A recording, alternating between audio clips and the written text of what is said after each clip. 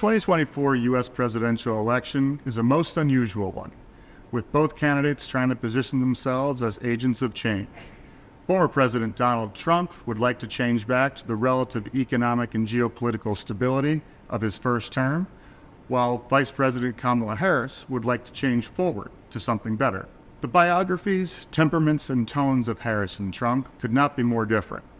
But on many major economic issues, there's not a whole lot of daylight between Harris and Trump. Harris would like to run on a platform to improve the lives of America's middle class. She'd like to do this by extending tax credits for elder care, child care, and for health care. To pay for these programs, she'd like to increase corporate taxes and taxes on the highest earners. A major policy priority for President Trump would be to extend his 2017 Tax Cuts and Jobs Act.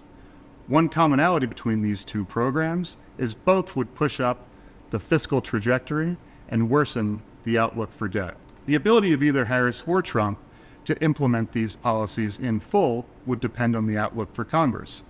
Historically, a divided government typically yields less spending than a united government. We think that if she were elected, much of the ambitious spending plans for Harris would be reined in by Congress. Under a Trump presidency, we think we'd likely get more business investment, faster economic growth, but higher inflationary pressures and a worse fiscal outlook. Under Harris, we think we'd probably get less economic dynamism, slower growth and investment, but more controlled inflationary pressures and a better comparative fiscal outlook.